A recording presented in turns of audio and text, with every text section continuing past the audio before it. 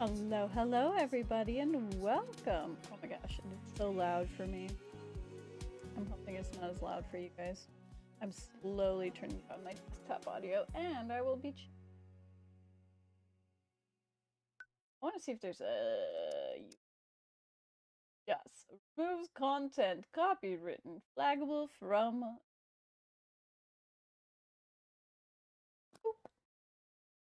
Alright! I haven't played this since 2017. We're not going to hit continue because... Look at that. Spencer. I love Spencer. And Daniel. But 2017. Alright, we're going to start with a brand. Jump on into this. Alright. That's the wrong one, but hello, hello everybody. Alright, you got to see me a little bit. I hope you're all having a wonderful evening. Alright, I want the music. Music is good. I did turn it down. I'm gonna quickly double check that my volume is... Oh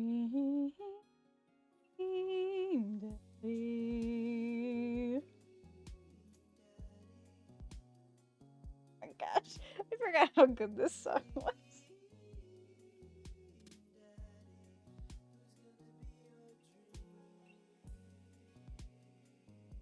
Okay, I don't think that's too loud. Alright, if it does get too loud, please let me know. I would be happy to turn down the music. Maybe. I can always turn it up on my headphones. Alright, but we're gonna start a new game. Alright! I'm gonna try to go after dads that I have not, like, dated in the game. Dad? Dad, wake up! We're gonna pretend to be dead. Me pretends to be dead. Let my tongue roll out of my mouth and stop breathing. Amanda shakes me. Dad, this hasn't worked on me since I was 6. I'm sorry, Amanda. This is the end for me. Dad, I swear to God. Amanda, I bequeath to you all my earthly possessions. Spread my ashes over my recline. Okay, well, your corpse better get into the moving van because it's leaving soon. I love her. She's so fucking cute. Finally open my eyes and sit up. I'm lying in the middle of the living room, spooning a moving box. Morning, Manda Panda. Yikes, dad breath. Go brush your teeth. Dad tip 59. First is the worst, second is the best, third is the one with the hairiest chest. Look at our special boys. I don't know who I want to be today. I don't want to be the big buff.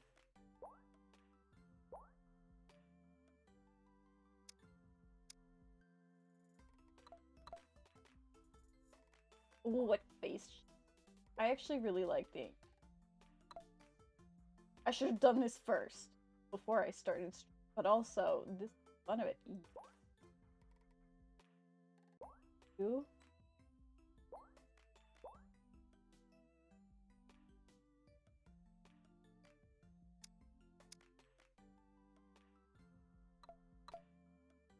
Yeah, with the sad...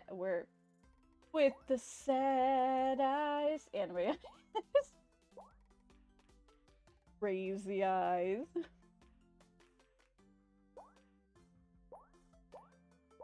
I forgot all of the weird eye combos that they gave you. Cat eyes.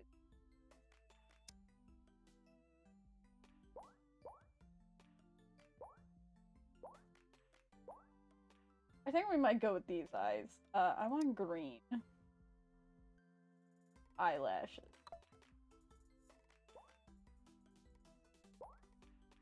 I love that nose. I love that nose. I forgot how nice of, like, customization they had. I don't know why. I like this. This is a nice... Very pretty.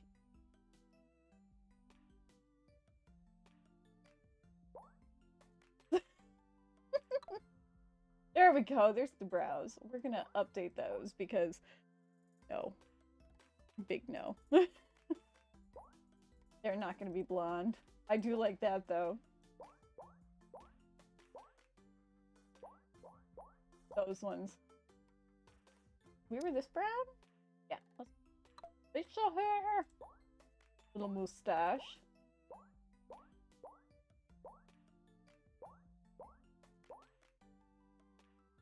I want him to just have, like, stubble.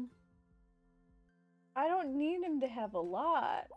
I just want him to have stubble. He don't need a beard. That's okay. You. So freaking cute. Piercings, yes. Very much. Yes. Look at him. Ain't he handsome? He a handsome bean. I always love this outfit. This is such a good outfit. I like that one too. The eggs. This. I like the stars too. We're doing that, Dad. Look at him. He's so fancy. Look at our good-looking dad. It's gonna be Phantom. I guess Phantom Figment. Be that dad. I'm honestly super excited.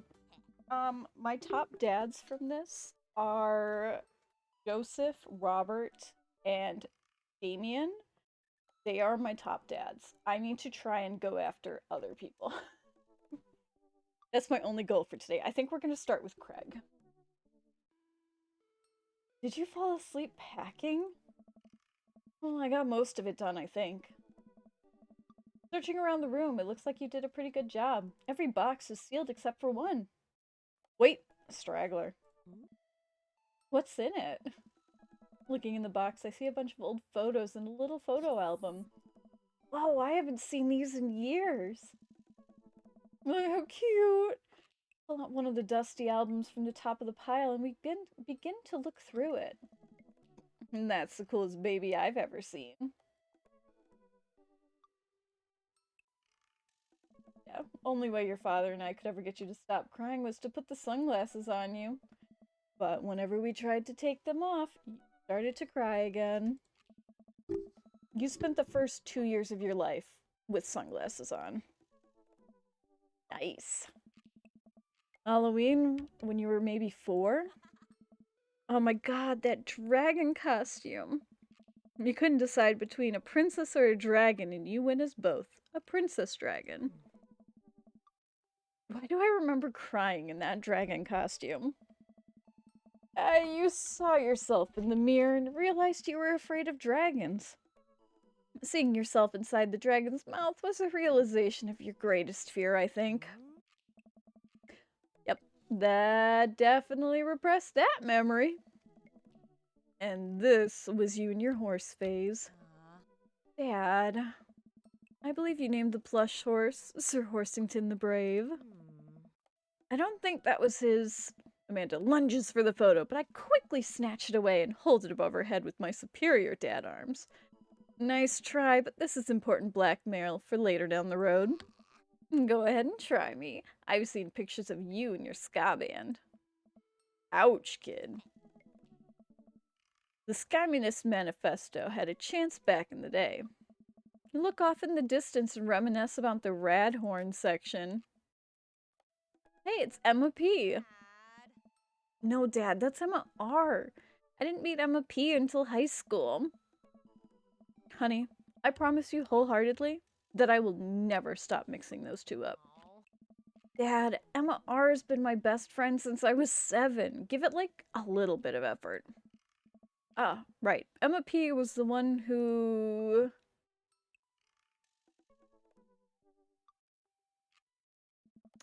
Lighter fluid, tennis ball, tennis racket, right? Dad, that was you. Alright, I was a wild child. Well, I was 6 when you did it. Okay, Amanda, I wasn't aiming for the police station. It just happened that there was a police station in the vicinity of where I wanted to hit a flaming tennis ball. Yeah, I remember you explaining that to the police. They didn't believe me either. Anyways, I gotta show this to Emma R later. She'll get a kick out of it. The first photograph award you ever won? Yeah, and it got me $20 gift card at McFriday's. And then you got food poisoning from the cheesy tostado blasts. I think you mean food poisoning. You know, with a Z. Dad. Still can't drive past McFriday's without gagging. Still proud of you, though. Amanda reaches down into the box and pulls out the last photo. Baby. Neither of us say a word. We stare at the photo for a long moment. Finally decided to break the silence.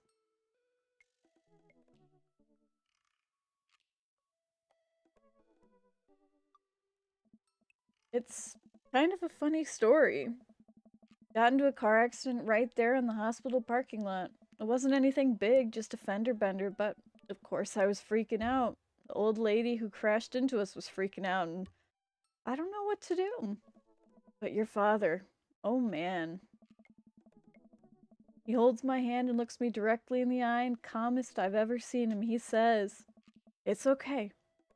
It's all gonna be alright. Okay." Poor baby. He was right, you know. I stare at the picture for a bit longer, maybe too long. I miss him. Can't even imagine what it must have been like for Amanda. Pats me on the back. Come on, Pops, we gotta finish packing. The moving van won't wait forever. You're right.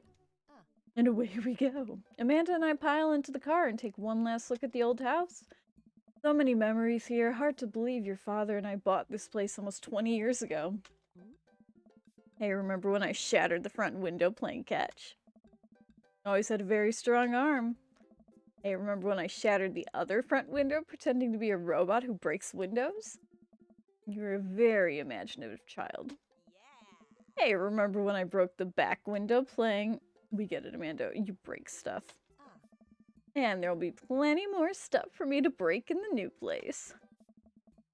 Memories to make and stuff to break. You ready? No. We sit in silence for a moment, watching. I watched my daughter grow up in this house. It will forever hold a place in my heart, but it stings a little bit to leave it behind. I'm ready. Moving van begins to pull away, and I get a car into position to follow it. I watch our house, our old house, disappear in the rearview mirror. So what? So sell me on our cool new pad. I clear my throat and do the best cheesy announcer voice. Nestled in a beautiful scenic downtown Maple Bay, our new house features... two-car garage. That's right, you heard me. A garage big enough for not one, but two whole cars. As well as room from all of my very important dad tools. And my motorcycle. My sick hog. Old steel pony. Dad's little motor velocipede. Dad. Two-wheeled transportation station. Dad. I have never ridden a motorcycle in my life, and to be honest, I'm afraid of them. Anyways, it's also smaller than our last house. Cozier, one might argue. Oh, good spin. I think it's great. Won't we be closer to a lot of cool stuff that we can walk to? So I don't have to waste gas? I mean, trying to park downtown is, you know... Amanda, you know you're gonna have to learn how to parallel park at some point, right? Not gonna happen, Pops. I think someone needs to do a 3-point turn on that attitude. I don't know how to do that either. Have you even met the neighbors yet? Not yet, but the neighborhood seems like a pretty quiet one. Other than Cult Dad. Oh, I love Cult Dad. So you won't have to chase any rowdy teens off your lawn. Are you the very teen you mock when you say that, honey? My last year of high school, I'm practically dust. Yeah, you're a real... Don't you dare. Senior citizen. Dad, I know where this is going. Citizen. I'm just going to ignore that. But I won't forget it. So, what's item number 1 on the new house agenda? First, we'll need to forge a path through the solid wall of boxes that are blocking the living room. I still have to install the washer and dryer. We need to go grocery shopping. Pops, cool your jet. You have to promise me that we're going to take a break and explore the neighborhood. Okay, you're right. We'll get some work done and we'll check the area out. We pull up to the new house and step outside. Lawn is freshly mown and the for sale sign is still in the yard. Hi-ya! And with a swift kick from Amanda, the for sale sign is no more. Nice form, Sweet Pea. I got a problem with authority. I'm so proud. Man, all that karate chopping tuckered me out. I could really go for a sandwich. An ice cream sandwich. Sweetie, it's 10 a.m.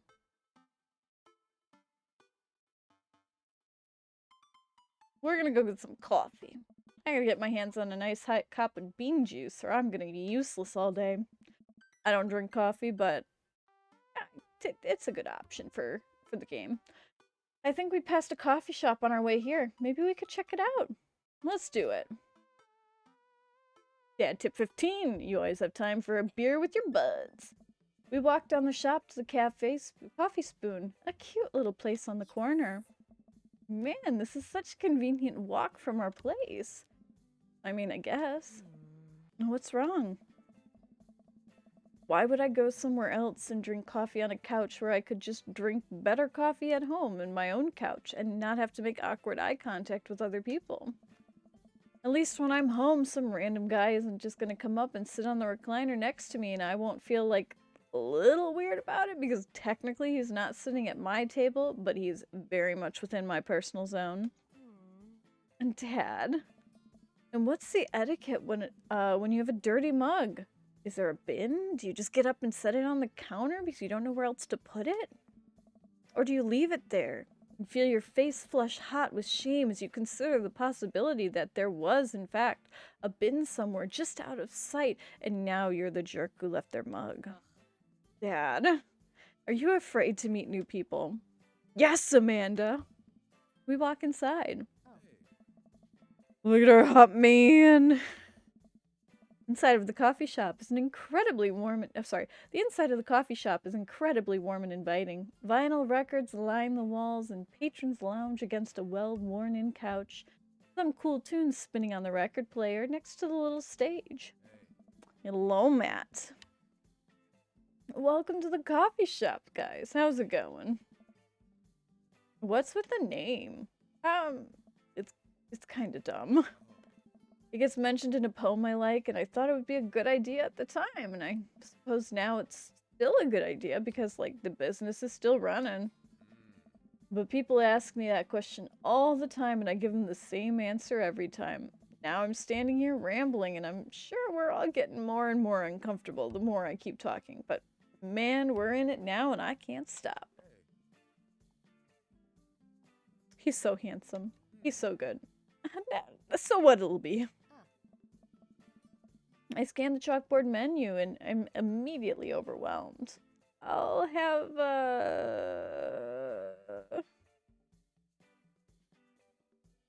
we're getting a chai. Ooh, spicy. I don't get it. It's a pun. Die Artwood is a South African rap group and they're pretty well known for their, evocative imagery and hyper-stylized music videos. Their music is as catchy as it is disturbing. I'm doing the thing again. But coming right up. And for you. I'll have a macchiato DeMarco, please. Coming right up. Do you want them to small, medium, or biggie smalls? Medium? Wait, biggie smalls big or small? I should change that, shouldn't I? Matt sets to making our drinks and Amanda and I take a seat at one of the couches. What's his deal? Let a man make us puns. They're cooler bands than you listen to anyways. Hey. Ska was cool once. Couch is actually pretty comfy. Maybe not comfier than our couch, but that's all right. Good lumbar support. You sink right into it. Okay, it's comfier than our couch. Amanda nudges me. And this place is right next to our house, and the guy seems not only cool, but also just as uncomfortable about talking to other people as you are. You should totally become friends with him. I don't know. Come on, what do we say about meeting new people? I can meet new people. I can't meet new people if I always stay inside and also don't go outside and also don't talk to people. See, we're making progress. Matt sets our drinks down on the table and I immediately burn the roof of my mouth. Good one. Hi, we're new in the neighborhood. I'm Amanda and this is my dad, Phantom. Oh, right on. Pleased to meet you both. You ought to come by when my daughter's hanging around the shop. You two might get along. Yeah, I'm sure we'll maybe come in from time to time. Amanda kicks my leg from under the table. I'm sure we'll be in here a lot.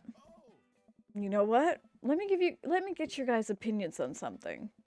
Matt goes into the back and comes out with a fresh plate of something that smells amazing. I'm working on a new banana bread recipe and I need help coming up with the name for it. Well, I think we're gonna have to have a taste test first so we can get the full flavor profile of, you know, and really appreciate the flavor sensations of... Amanda nods vigorously. She knows this game. Yeah, we'll need to give that Nana bread a taste if you want us to do some free creative labor. I think that would be commensurative with my daughter. Well, we've trained for this day. I was just gonna give you free banana bread anyways. Right. Yes. That. Matt serves us each a plate. Amanda and I happily chow down. This is amazing. Thanks. The secret ingredient is bananas. Wink. So any ideas? I'm stumped. Well, I think I might only be able to give you dad band buns, but I'll give it a shot. I think he likes the Kennedy's one. Otherwise, it's grateful banana bread. Yes! Okay. You know, like the punk band? I thought you said you only need dad band puns. I'm a hard dad. That's actually a nice ring to it. Really? Yeah, banana bread Kennedys. Strong decisions. That's art, baby. I wanted to say baby because I thought it would sound cool, but once I said it, I realized that it doesn't sound good coming out of my mouth, and maybe I should just leave saying baby to the professionals. Enjoy your coffee. Thanks, baby. See? It sounds good when you say it. Fuck everything, it's Robert. I love that man. Across the way, a man catches my eye. He sits by himself. We're not going to go after him this time, though. Brooding over a cup of coffee. Our eyes meet for just a moment. Fuck everything. Okay. Hastily look away, hoping he didn't catch me staring. Who was that? I think I still have my Robert wig and my Joseph wig. And my brain is like, you could break out those cosplays again. And I'm like, shut your mouth, brain. I don't need that. Not in this year of 2023. Oh my god, this game came out this game came out 6 years ago. I feel really old. Oh my god, I need to go tell Ryan. I'll be right back. Give me a quick BRB.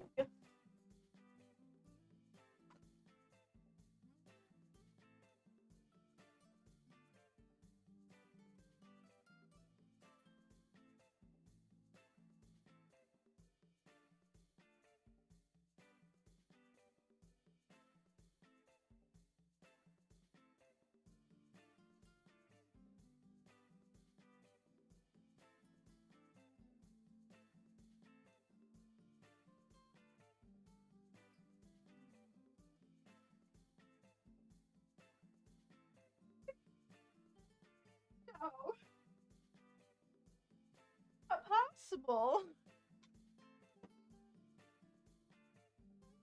Alright, I'm back. Also, I realized I didn't pull one thing up, so I'm gonna pull that up real quick.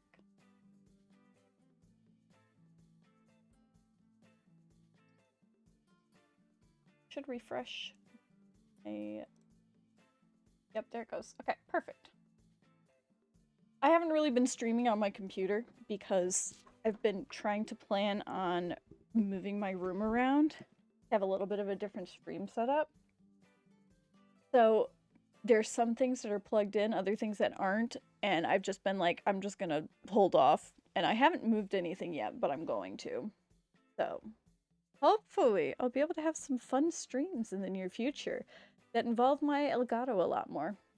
Because I'm gonna not have to cross the whole room to play games on my Elgato. It's gonna be great. But we finish our drinks and we head out. And thanks for stopping in. Take care. Okay, now that we're full of caffeine, what's up next? We should go back and unpack. I got a lot on my plate right now. Did you know that moving is one of the biggest sources of stress for adults? Yeah, it's right behind the constant fear of you smell bad and everybody's too polite to tell you. Yeah, probably. I smell bad. Amanda gives me a whiff. You're fine, Pops. Let's go home. Try not to make assumptions about people. You get to work unpacking the various boxes around the living room. A couple of hours pass and you get some good work done. The washer-dryer unit are both washing and drying, and we can actually walk through the living room without tripping over boxes. First visitor already? I'll walk over to the door and open it. Hello. Oh. It's my cult's dad. Handsome, clean-cut man stands at my door, brandishing a plate of cookies. We're not going after Joseph either. We're not allowed to go after Joseph or Robert in this round, like stream. Brandishing a plate of cookies. Hello? Oh, where are my manners? My name is Joseph. I'm your next door neighbor. Oh, yes, hi, I'm Phantom. That's what my name is. I saw the moving van and thought I'd bring over some cookies. My daughter, Christy, wanted me to let you know that she baked them herself. Joseph leans in and whispers, but between you and me, she sprinkled in the chocolate chips. We both share a laugh. Kids, right? Wow, cookies, huh? So nice to meet ya. Joseph hands her a plate of cookies with a smile. Well, thanks for the cookies. Amanda disappears with the cookies. Amanda, come back! And she's gone. That's my daughter. Her name is Amanda. She's a charmer. Daughters are tough. Sons are also tough. Children in general are just tough. I hear that. I mean, there'd have to be something wrong with you if you try to raise more than 2. I have 4 kids. What have you done? Oh, I mean, don't worry, you didn't mean to be rude. Oh no, this is the first neighbor I've met, and my social life is already in the tailspin. Wonder if it's too late to move again. Yeah, okay. Is the missus around? Mister, actually. And, no, not anymore. He died. Oh, we're both making awkward moments. This is wonderful. I'm sorry for your loss. No, it's alright.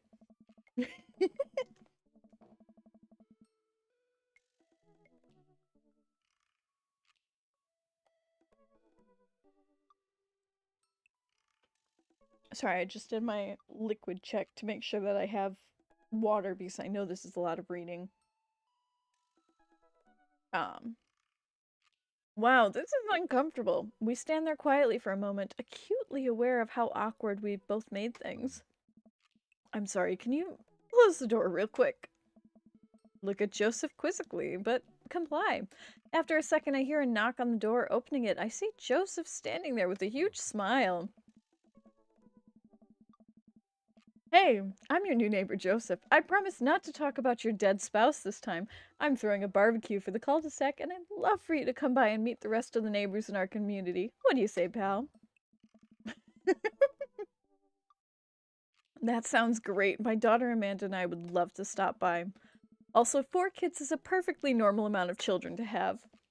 We shake hands and seal the deal. Well, neighbor, I'll see you at 3 p.m. sharp on Saturday. Sure thing, neighbor. And Joseph starts walking away, but stops to think a second and turns around.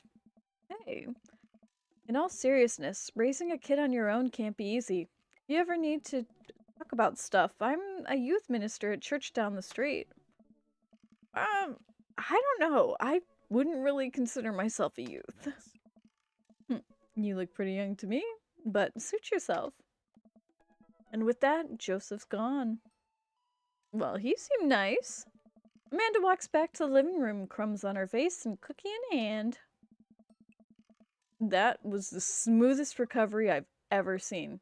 I should be taking notes. See, you're already fitting in great. Where'd those cookies go? Eh, they're gone. I'm sorry. If it makes you feel any better, they weren't very good.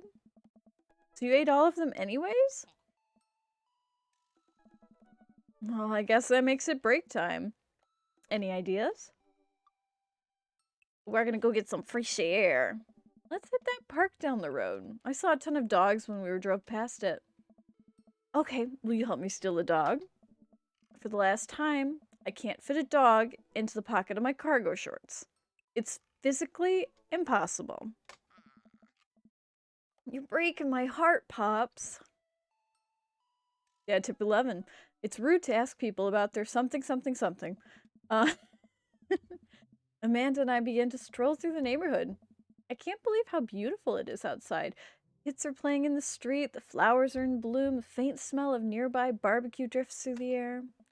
This place is nice. Too nice. I don't trust it. Good eye, honey. You can never be too careful. See that baby stroller over there? Government operative.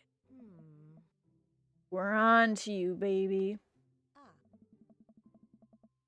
We walk for a while and eventually end up at a small park. Toddlers chase each other through the playground and dogs of all shapes and sizes romp through the grass. Pretty crowded, but Amanda spots a nice empty bench. We start to make our way over when... Heads up! Ow! Frisbee suddenly hits me in the face. Woof. A corgi with a neat plaid handkerchief tied around its neck bounds up to me, wagging his tail. Like your necktie. Ruff. He runs around in circles and nudges my leg with his nose.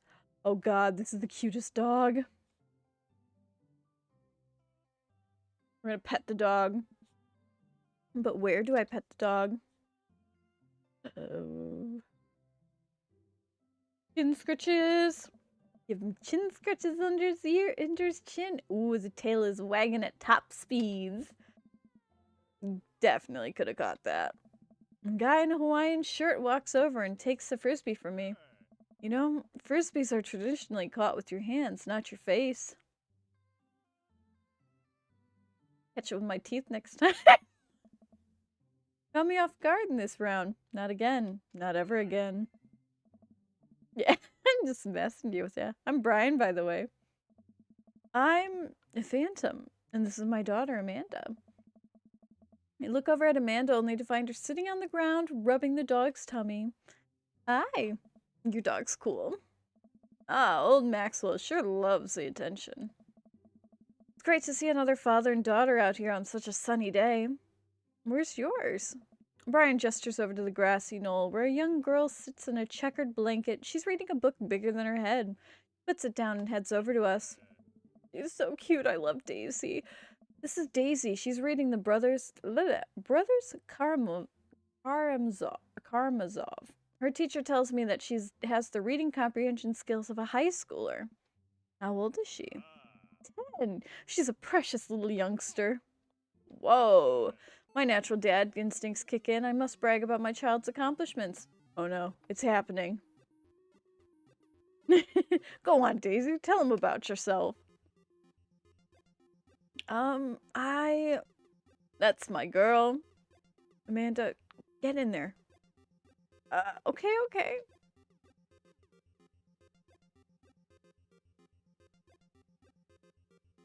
I'm gonna brag. Amanda here just recently won a local photography award. Wow, congratulations. He loses 10 HP. Daisy actually just won a statewide poetry contest.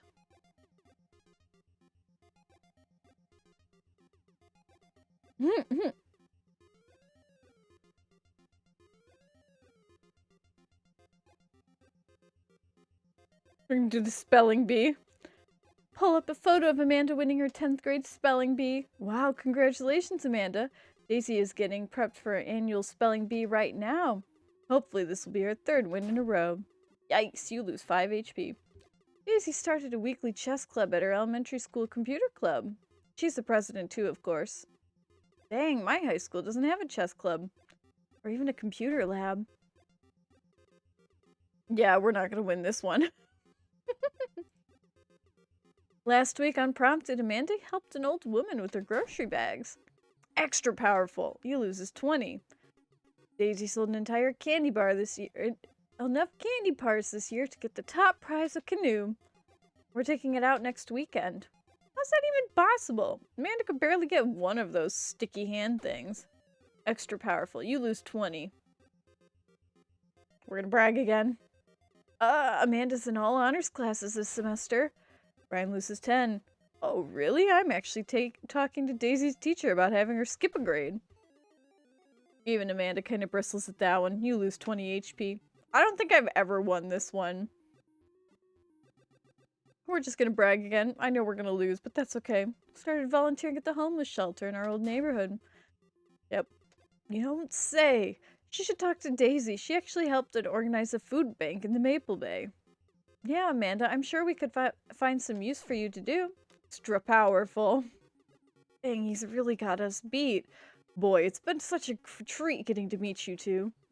Wow, do we have to add insult to injury by being such a gracious winner? So I take it you guys are new to the neighborhood. Yeah, we just moved in. Do you live around here? Yeah, we live in the cul-de-sac down by the coffee shop. What a coincidence. That's where we live too. Oh, small world. Me and Daisy, Daisy and I live in the little ranch-style house on the corner. I know that. It's just like ours, but slightly bigger and better landscaped. Does this guy have to outdo me in everything? What a lovely place. Well, I don't want to take up any more of your time. Really nice meeting you guys. You'll have to stop by at some point. Yeah, definitely. Bye. Brian and Daisy walk further into the park, and Maxwell happily trotting along in tow. You get a feeling that he was trying to one-up us? Trying and succeeding. I can't believe the kid's only 10. What was I even doing at her age? I believe you had a thing for horses. Shame that didn't pan out. I majored in comparative horse studies. Hey, not too late to major in horse creative writing. Too close to the truth, Dad. Let us never speak again of the fantastic adventures of Sir Horsington the Brave, the epic in 7 parts by Amanda Figment. We laugh off the horse epic and walk around the park a bit more, enjoying the day. We're gonna go nap. All this sunlight's making me tired. I don't think I got enough sleep last night. You slept for 14 hours. Exactly. Dad tip 54. Fuck. As we're walking home, you hear heavy footsteps coming from behind us. Phantom bro! Turn around and are greeted by a familiar face. Look at that handsome man. Craig? Bro! Holy wow. I haven't seen Craig in forever. It's been too long, dude. Yeah, wow, you look great. Yeah, I cleaned up my act. Cleaned up his act. Are you kidding me? He's ripped. Amanda, this is my friend Craig. We went to college together. We were roommates for a while, too. Amanda, dude, you probably don't remember me. You're so big now. Hello and hello, cute little baby. Oh, what was that? Aw, thank you. Last time I saw you, I think you were about her size. And this is River. Say hi, River. She picks up her tiny wrist and waves it. River gurgles happily. Are you babysitting? Nah, dude, River's my kid. Man, it has been a long time. Feels like one minute we're rolling up to exams with bad hangovers and the next we're both fathers. Where have you been, man? I've been working out in California and just relocated the business back to Maple Bay. No kidding. Amanda and I just moved to this side of town. How's Smashly doing? I mean Ashley. Ashley is her name. Well, she's actually going by Smashly. And, we got divorced last year. Oh, dude, I'm sorry. Hello, hello, incredible, Dima. How are you doing today? I'm doing well, thank you for asking. I hope you've been having a nice day. Oh, dude, I'm so sorry. It's old news. We take turns care of... Me, I can't read. Oh, I'm glad you had a nice day. Taking turns, I can't read. I'm looking between chat and my screen, and I'm trying to mix up words. We take turns taking care... Yeah, taking care of River and the twins. It's all... copacetic? Copacetic, that's it. Twins? You have 3 kids? Ain't life something, bro? Right? Peg stand Craig, a father of 3. How's my day? My day was pretty nice. It was very busy, but it was very, very nice. I had a lot of things to do at work today before I could, like, head home and start stream. And after I got home, I just kind of chilled. And I came upstairs before stream and realized that all my Elgato stuff was not plugged in, so I had to quickly switch my game plan for streams today. I was gonna play some more Cult of the Lamb, and then I was like, let's go and visit Cult's dad and all of the other wonderful dads that I have not seen since 2017. I didn't realize this came out 6 years ago, and it hurts my soul. But I played this so much when it first came out, and then I just haven't played it that much since. And I'm like, I could play this and start getting achievements. I miss this. It's so, like, interesting. I love all the characters in it. They're so much fun. But yes, all in all, my day has been pretty wonderful.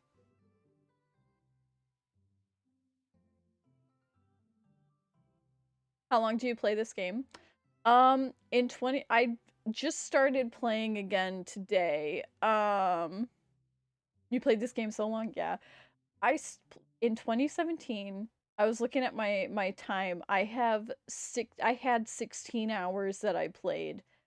And then I'm like, how have I not, like, played more? But I realized it was because I kept playing through with different roommates. We just kept playing hours and hours and hours of it and just doing kind of the same storylines. And so I'm like, I need to play the other storylines. Thank you. I tried doing different voices for each character. I don't have a huge range, but I try. I just want to make it so it's a little different between characters. And sometimes it works and other times it doesn't. It all depends on how my voice wants to play. But yeah. Kickstand Craig?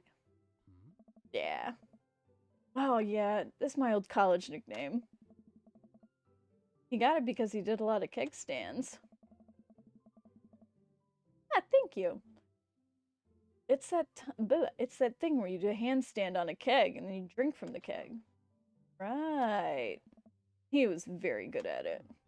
Oh, bro, I hate to be that guy, but I'm in the middle of my daily jog and I gotta keep up my heart rate. Brought River along though, you know, for resistance training. River is so cute. You jog daily? I jog yearly. Me, mood, I never jog. On January 1st, I promised myself I'm going to jog daily for the rest of the year, and I give up after about 30 minutes and just walk home. I feel like this is a call out because I kept telling myself this year, I'm like, I'm gonna try and go out and exercise more. And what have I done? Nothing. I've done a little stuff at home, like little stretching, and I have a little hula hoop, and I have like things like that. But I told myself, I'm like, I'm gonna go try to bike some more, go out on walks, go adventure trails. And I'm like, I have not done any of that, and we're already halfway through the first month. Well, it's never too late to get back into it, dude. You should join me sometimes. Thank you. This, you should have seen me earlier when I was trying to read some of the opening lines. I kept mixing up words, and I'm just sitting there, and I'm like, "This. We'll see how reading goes today." It reading. It all depends. But today, it's doing decent, or at least right now it is. I don't know.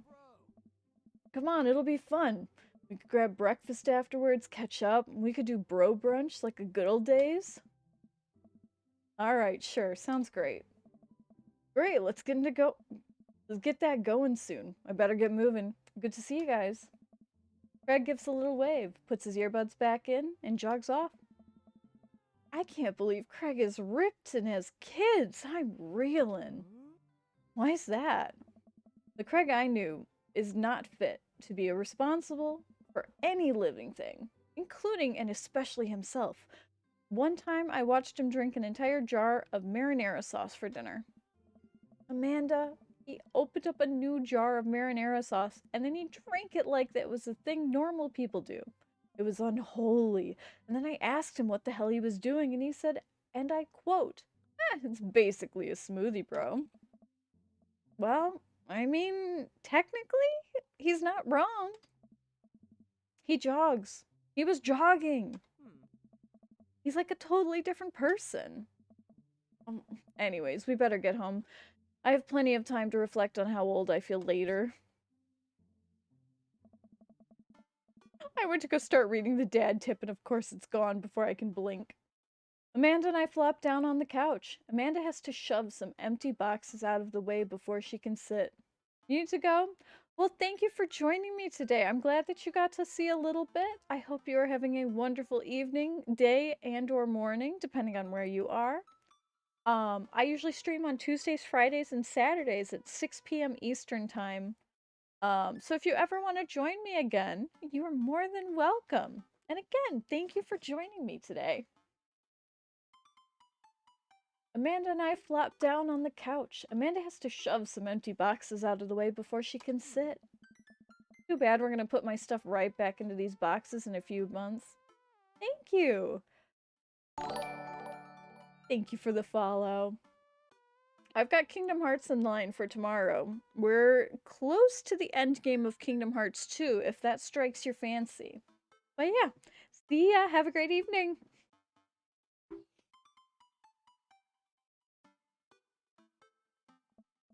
No, don't say that. Dad, it's gonna be okay. I'll be fine. I know. It's just, you're my little girl. It's gonna be weird not having you around. I'll come visit and I'll text you every day. And I'll take a lot of pictures. I mean, obviously, I'm a photography major. I promise. Oh, of course. Are you gonna be okay while you're lonesome? Come on, I'll be fine. I'll get a dog or something. A dog. Forget art school. I'm staying for the dog. Is that what it's gonna take? Medium-sized dog, handkerchief around the neck. I get to name it. That's what it'll cost for me to give up my dreams. I'm a woman of simple wants and needs. Well, a dog is a lot cheaper than college. Depends. Amanda laughs. Suddenly, a pile of envelopes slide through the mail slot. Speaking of college, Amanda darts over to the envelope and shuffles through them. She pulls one out and throws the rest back on the floor. It's from McGowan College in Arts of Design, of Arts and Design, not and Arts of Design. Open it. But I'm scared. It's just an envelope. Yeah, it's just an envelope. Like, my entire future. Not a big deal. She takes a deep breath and rips the letter open with her teeth. We have a letter opener, but okay. I hold my breath while Amanda's eyes dart back and forth, scanning the letter. What does it say? The admissions committee has reviewed your application. Blah, blah, blah. Her face drops. Regret to inform you that we are unable to offer you admission to McGowan College of Art and Design. Amanda throws the letter on the coffee table. Oh, sweetie. It's okay. I kind of saw it coming. I knew I shouldn't have put the experimental stuff in my portfolio. Their admissions office told me that they just want to see portraits or whatever. I pull Amanda in for a big hug. You're an amazing photographer. I know how much you put into your portfolio, work you put into your portfolio. Some other school is going to want to snatch you up for sure. Yeah, I know. It's fine. Are you actually fine, or are you just saying that? I'm fine, really. Her face says the opposite, but I probably shouldn't push her on this. Oh, and before I forget, Emma R and Emma P are sleeping over tonight. So... you need me out of the way because I'm painfully uncool. Well, I would choose more delicate phrasing, but yeah. Well, I'll have you know that I'm conventionally already have plans for tonight. Conveniently, not conventionally. So you'll have the new place to yourself. Yeah, and what are your plans? Quick, think of plans. Going clubbing. I'm gonna put on a nice outfit and I'm gonna tear it up on the dance floor. All the hottest dance moves. The lawnmower, the sprinkler, the running man. You know, the ones all the kids these days are doing. Alright, but I'm not gonna come pick you up and pull if you pull anything this time. Not again. I'm just kidding. I'm actually gonna go out and watch the game. Nice. Which game? You know, the game. The one that's on tonight. The game on TV. Somewhere other than here. Okay, cool. While you do that, I'm gonna do drugs and commit some light arsons with the Emmas. I'm concerned you're hanging out with the wrong crowd. Amanda shrugs. I would have expected you guys to be up to white-collar crime by this point. Maybe money laundering at least. I'm a street rat, Pops. You're kidding about doing drugs and crime, right? Yes, Dad. Just making sure. I give her a pat on the head. Have fun with your sports. Are you being sarcastic? No, I'm making fun of sports. I'm making fun of sports as played out. Alright then. I do some light cleaning around the house and decide to clear out right before Amanda's friends arrive. Before I leave, Amanda stops me. Hey, don't forget that you have a meeting with my English teacher tomorrow. Yes, the perfect man. Right, Mr. Vega. Yep, totally remembered. I'll be there. 83, minimize eating fried food, candies, and sweet. I read it. I did it this time. Wow, I really didn't think this plan through. I'm not entirely sure where the closest bar is, and Amanda still hasn't shown me how to use the GPS on my phone. So I'm just gonna pick a direction and walk in it. Let's go. This way. Cool. Okay. We're marching. We're marching in the direction of the game. Any game, really. In the distance, could it be? A bar. A big burned out neon sign hangs above a tiny dive bar. Jim and Kim's, huh? Alright, it'll do. The bar is small and dimly lit, and the crack of the pool ball sounds in the back of the back as patrons laugh and joke. A string of multicolored Christmas lights hover above the bartender. Couldn't tell if he's Jim or Kim. I pull up a seat at the bar. What'll it be? 1 beer, please. Sure thing, boss. Bartender slides me an ice-cold beer. I take a sip and enjoy the refreshing taste. Say, are you Jim or Kim? I'm Neil. Oh. I awkwardly turned my attention to the game, which is playing on one of the TVs on the wall. As luck would have it, my team of preference is not only playing, but is currently in the lead, which is always a good thing.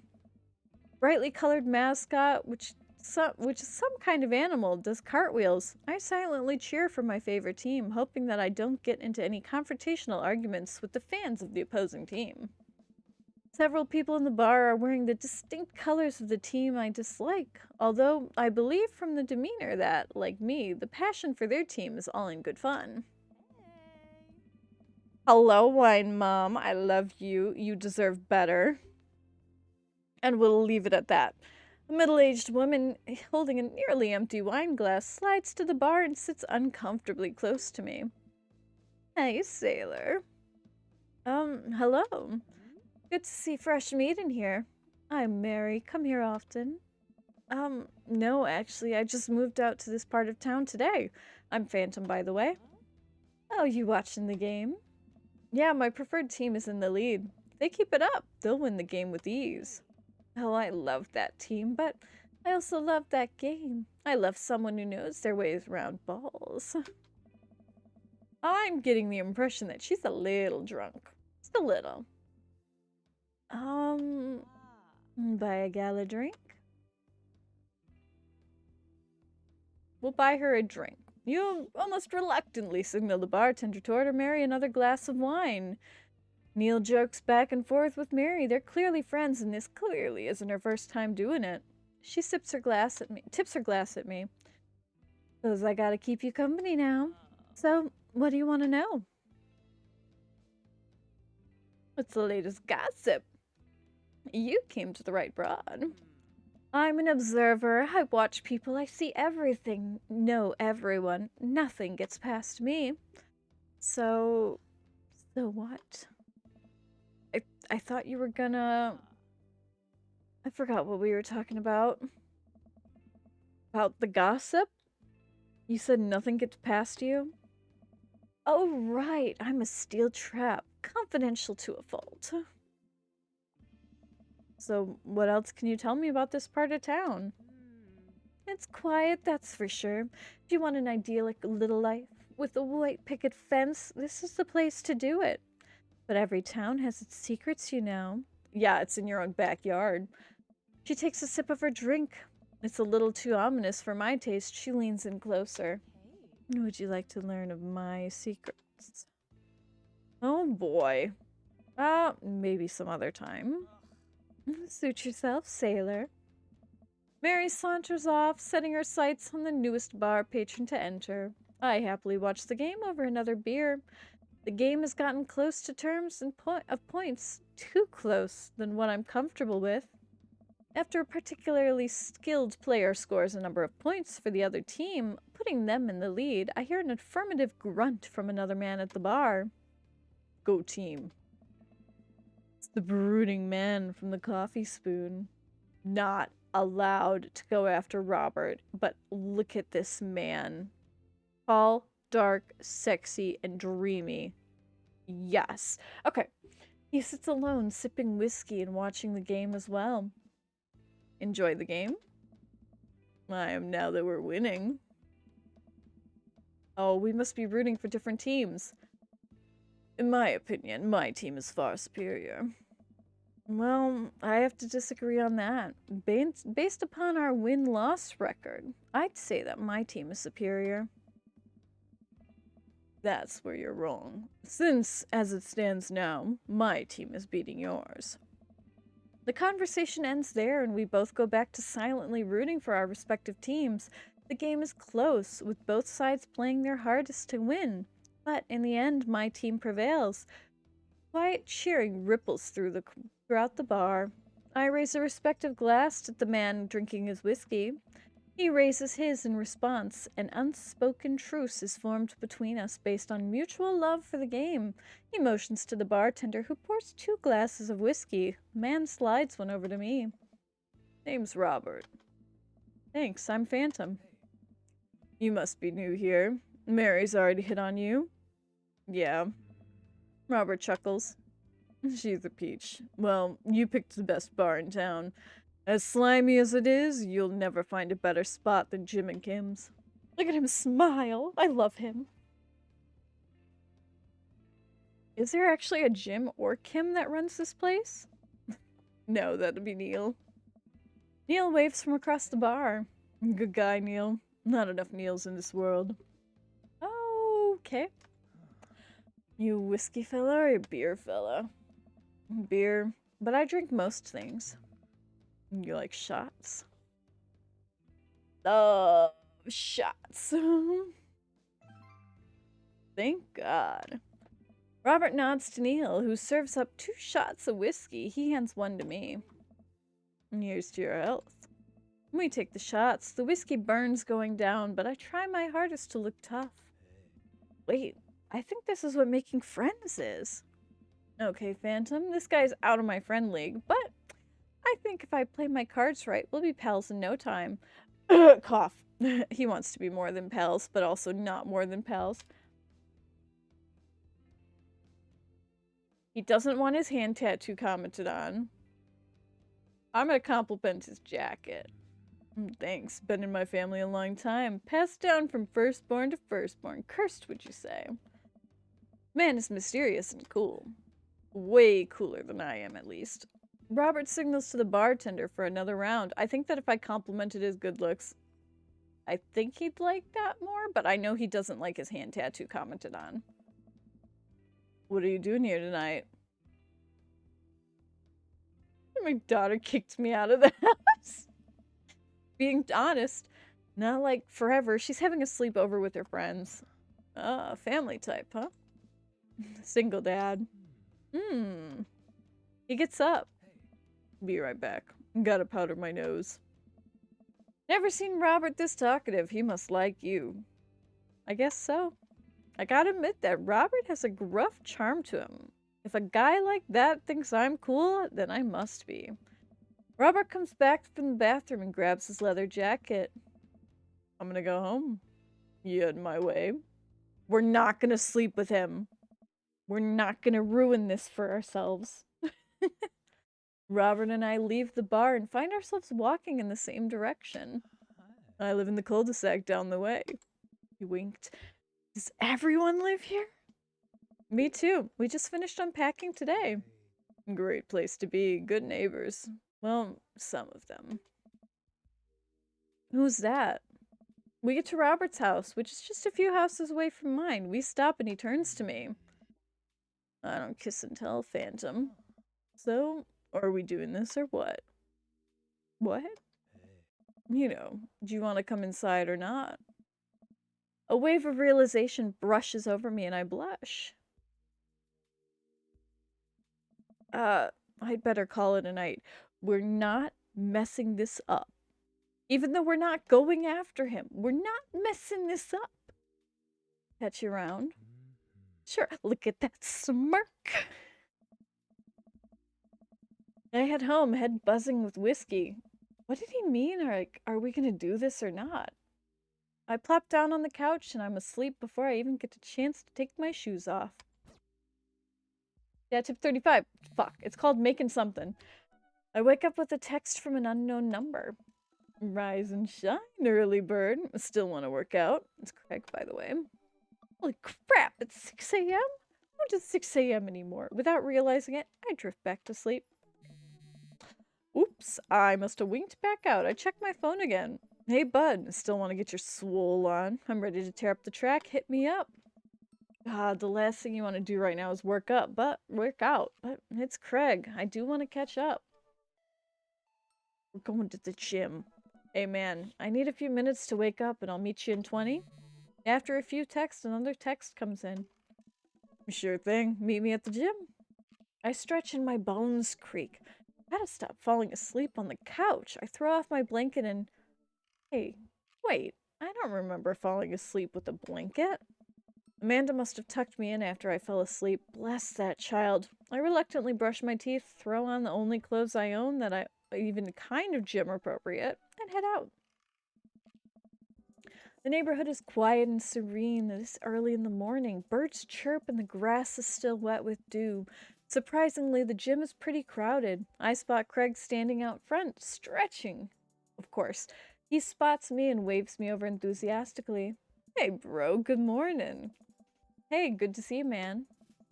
Definitely not as pumped up as he is. Maybe I should have some coffee.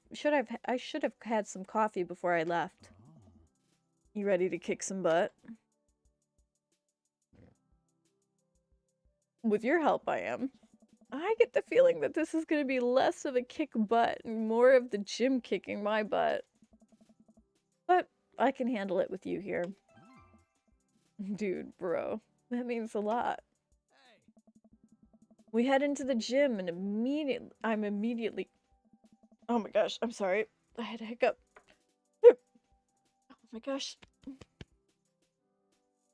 Okay. Head into the gym and I'm immediately intimidated. All of these people look like they could break me in half, and it seems like Craig is close friends with all of them. He hives fives and finger guns all the cool jocks in the room. They look like they could, and would, steal my lunch money to spend on protein shakes. Come on, bud, let's warm up. We head over to the treadmills and start walking. Okay, I can walk. Walking is good. Decent place to be walking. So, I know we're on treadmills. Yeah. And those over there are ellipticals. Very good. Well, what's all this other stuff? Craig laughs. Might look a little scary, but I guarantee that all of them serve a specific purpose for building muscle mass. I watch as a dude in a muscle tee flex a muscle I didn't know existed on a machine I think was once used to process grain into flour. What's that? Why is that guy doing that to himself? That's a good question, bro. What do you think he's doing?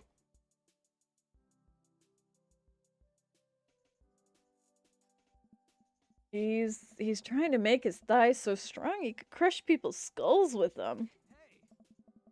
Yeah, that's pretty much the only reason I work out. Oh no, Craig is turning up the speed. I better do the same. How long have you been doing this buff thing? A couple years. What do you do when you're not dadding or working or buffing? I coach my twin softball team. That still counts as both dadding and buffing. Well, I keep busy. What do you do for fun?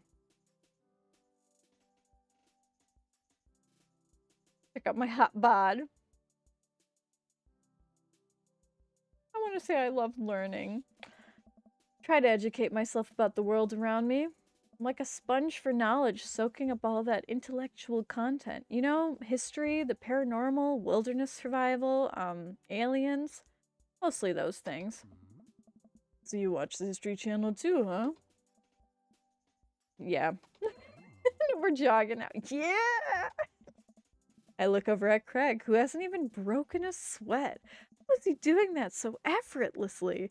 I'm dying. I can feel my life force draining through every orifice of my body. Hey, remember when my fish died in college?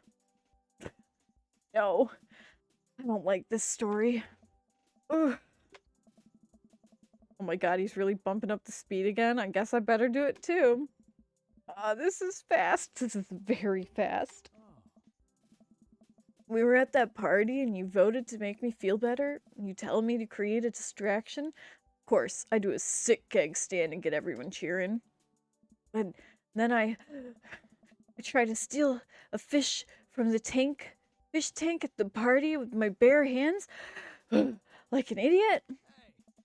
And then you drop the fish and it flops around and you panic.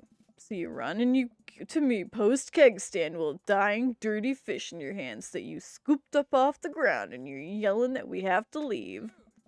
So running out of the frat party with the fish and trying to put it in a mouth-to-mouth resuscitation. We get him home and get him into the bowl of water but the prognosis was grim. Next day, he's alive and well. They never did catch the great fish thief of the Grand Ridge U. And they never will. Shoot off the end of the treadmill and crash into the wall. Jesus, that hurts. Dude, bro, are you okay? Craig offers me a hand and I look over my injuries. I'm fantastic. I managed to stand up and rub my back. Doesn't hurt now, but I'm sure it will later. You don't have to push yourself like that. Always know your limits. Well, I think I might call our gym adventure here. You sure? Yeah. Well, alright, well, here, I brought you this. Craig hands me a shaker bottle full of thick green liquid. I stare at it with what must have been apparent distaste. It's a protein shake, bro. Oh, thank you. He wants me to drink it. Oh boy, here goes. Take a small sip. It's actually delicious. Wow, this is really good. And good for you. Special recipe. I'm really proud of it. Let me know if you ever want to work out again. Maybe we can try running around the neighborhood if treadmills aren't your speed. No pun intended, bro. Good one. Well, I'm gonna put some ice on this. Everything. I'll see you around. You leave the gym feeling ashamed. Craig used to order delivery from the pizza place across the street from our dorm. Now he can run circles around me. Literally. Man, I gotta work on this dad bod. I get home and lie down on the couch. It hurts to move. God, I'm so old. Oh no, I must have fallen asleep. What time is it? Shoot, it's 3:55. I'm supposed to be at Amanda's school in 5 minutes. Frantically put on some clean clothes, apply a generous amount of deodorant, and run out the door. By quality, not quantity. I arrive at Amanda's school and check at the front desk. They give me a bright orange visitor sticker and send me on my way. I'm barely awake and I feel pretty haggard, but hopefully nobody will notice. We're gonna go see Hugo. I check my watch and I'm relieved to see that I'm only 2 minutes late. Wait, room 103 or 108? I spot a youth standing by his locker and I approach him for help. Excuse me, do you know where Mr. Vega's classroom is? I love you, Lucas. The youth turns around and looks me up and down with heavy-lined eyes. Come on, kid, I'm late for a meeting. Mr. Who? Mr. Vega. I don't know. Have you tried the exit? Okay, wise guy. Are you gonna help me or not? Fine. Up those stairs to the left. Can't miss him. I head up the stairs and walk around, unable to find Mr. Vega's class anywhere. A couple minutes go by and I head back downstairs. That punk sent me on a goose chase. I go back to where the low-grade Gerard Wade is standing, fully ready to give him a piece of my mind, when suddenly a head pops out of the classroom next to his locker. Oh. It's Ray! Lucian. Don't you have a third period to get to? Fine, Mr. Vega. Wow. Now I'm officially 10 minutes late. I glare at him as he walks away. We're not cool. You must be Phantom. This period's almost over. Would you want to mind waiting in the back? Oh. Mr. Vega leads me in and I take a seat in one of the comically small student chairs. The student desks in the back. I might get stuck in this. Alright, where were we now? Now who can tell me about the unrelatability of the narrator in the J.D. Salinger's Catching of the Rye? Oh. Yes, Colin? Colin stands up and does a thing where he blows into the crook of his elbow and makes farting noises. Whole class erupts in laughter. Alright, everyone. Very funny, Colin. Please sit down. Now, Holden Caulfield is an unreliable narrator in the sense that the bell for the end of the period rings. All of the students immediately get up and break for the door. Remember to do the reading and answer the response questions on page 194 of your textbook. And nobody's listening. Or not, I guess. Mr. Vega turns to me and sighs. Middle schoolers, right? don't you teach high schoolers? Both, you know, budget cuts. Right. Thanks for so much for coming in. No problem, Mr. Vega. Please call me Hugo. I don't know. I don't normally do these impromptu parent-teacher meetings, but as I'm sure you know, Amanda's a very bright student and I'm concerned about her recent behavior. What's going on? Amanda's never been the most engaged student, but I know she cares. Recently, though, she's been falling behind. She's not completing assignments that have been and has been doing rather poorly on tests. I normally chalk this up to senioritis, but it's strange. I thought Amanda was always sharing everything with me. Hadn't even crossed my mind that something might be wrong. I wanted to ask, is everything okay at home? We just moved, but only to the other side of town, and Amanda was more excited about it than I was. See if you can talk to her about it. I know she values you a great deal and would appreciate your guidance. If she's heading down this road. Well, I know how important art school is to her, and I would hate to see her miss out on scholarship money that she clearly deserves. I'll make sure to talk to Amanda. Thank you for letting me know, Hugo. Anytime. On my way out, I stopped thinking for a moment. I turned to Hugo. Hey, Hugo. Yes? Did you ever catch that rye? I wasn't talking to you. Yes. Your name is not Hugo.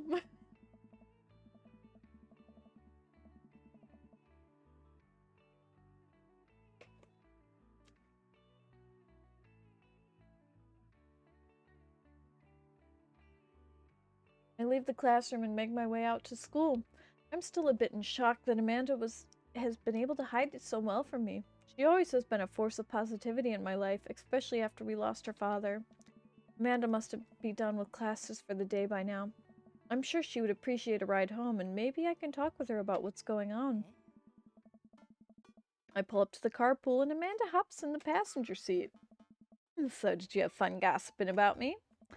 Mr. Vega and I actually gossiped about our celebrity crush. So you talked about Maria Batali the whole time? Very productive meeting. I'm pretty hungry. Can we grab dinner? Sure thing. Mall food court. How does that sound good to you? Yeah, sure. Why the mall? Geez, can't his dad take his daughter to the mall? Will you buy me things? Well, I will buy you a thing. Singular. Sounds like a deal to me. We drive in silence for a short while. Amanda plays a game on her phone. I should say something. You know, sometimes when kids get older, they find that they have to keep things hidden from their parents. But that's okay, because sometimes that's what kids do. And that's okay. But also, sometimes it's good to have their parents' perspectives, because, you know, maybe the parents have also dealt with similar situations. And maybe they're a little cooler than you give them credit for. Anyway, what I'm trying to say is that it's good to share. Love you. Have you been reading my tweets? You have a Twitter? What? Never mind. Look, sweetie, Mr. Vega said that you haven't been participating in class and that you're not turning things in. Oh, I'm fine, Pops. Senioritis and all that. I thought you liked Mr. Vega's class. It's fine. He's fine. We stop at the light and I eye Amanda. She's still texting. I want you to know that you can talk to me about anything. Uh-huh. I can tell that whatever it is, she doesn't want me knowing about it. That's frustrating. I heard Emma R is going to that fancy art school in California. That's exciting. Yep. Are you bummed that you guys aren't going to the same school? Yep. Amanda keeps texting. She stifles a laugh. What's so funny? It's, I don't think you'd get it. Okay. Who are you texting? Noah. Who's Noah? My friend. Does he go to your school? Yep. Do you like Noah? What? No. Dad. I can't believe you would... Dad. I mean, jeez. Why would you... Ugh. Gross. Sorry. Just asking. Dad, he's just my friend. Guys and girls can be friends. He's my friend. Okay. Jeez. This is going well. Well, good talk. Love you, kiddo. She leans forward and turns on the radio. I guess that conversation is over. To the mall, then. Dad, tip 9. Don't use metal utensils in a non-stick frying pan. We arrive at the mall, a big indoor shopping center with a couple different floors. Kinda dead, but that doesn't stop a mall security guard from yelling at a group of loitering teens. Let's eat something disgusting for dinner. Hell yeah! Language Missy. Heck yeah? Better. We approach the food court and evaluate our options. There's greasy restaurant after greasy restaurant. My heart burns just looking at the menus. Nobody looks happy to be here. What are you in the mood for?